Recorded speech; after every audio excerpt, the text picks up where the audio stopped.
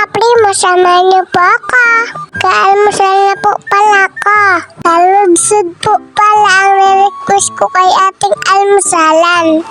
Favorite ko po kasi yan. Lalo na pag si ate po ang nagluto. Uy, sip-sip yan. Wala pong halong biro. Talagang masarap po si ate magluto. Habang nag-almusal po ako, niready na po ni ate yung mga gamit ko.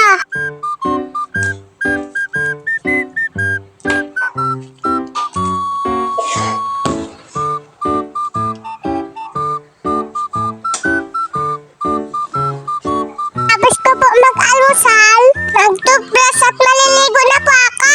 Para naman po mabango at fresh po ako. Hoy, fresh yan. Hoy, teka muna. Napasok na po pala ako sa CR. Lalabas din po agad. Pero tapos na po maliga.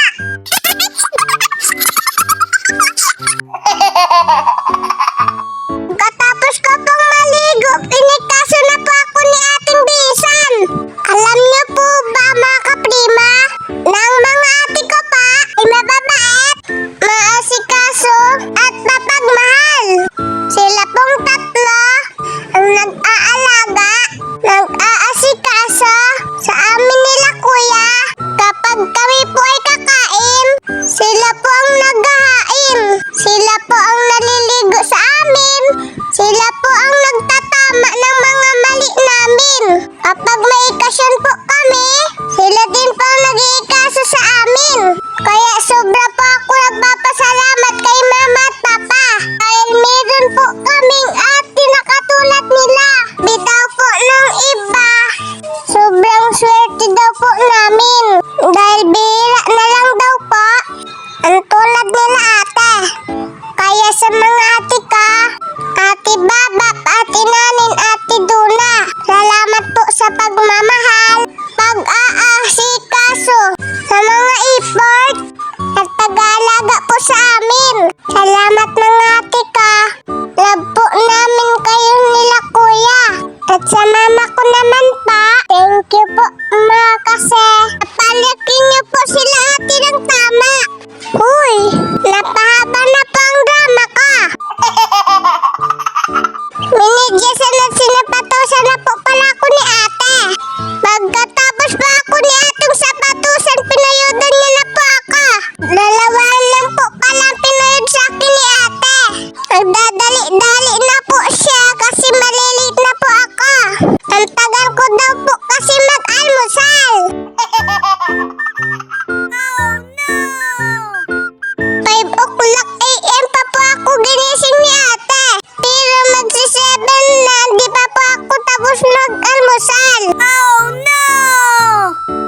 Pagkatapos pa ako ni ating puyudan, agad na po kaming lumabas ng bahay.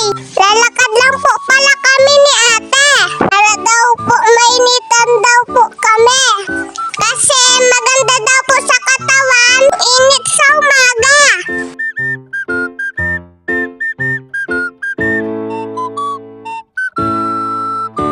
Malapit na po pala kami sa highway. Pinapadali-dali na po pala ako ni ating maglakad. Tapos binabagal-bagalan ko pa pa. Kaya si ate gusto na po akong paluin sa puwet. Oh no! Kaya binilisan ko na po maglakad. Dito na po pala kami sa Urban Ledge. Dadaan muna po pala kami kay Papa bago po ako magpasok. Tapos po namin magpunta kay Papa. Pinilihan na ako ni ating baon. Pagkatapos po namin magbiling baon, naglakad na po kami papunta sa school. Tatakbo na po ako dyan dahil late na po ako. Huy, first day of school late. Sorry pa, nagsisimula na po pala sila ma'am. Kaya nagpasok na po ako agad. Kaya naghanap na po ako ng mauupuan ka. Pag uwi ko po,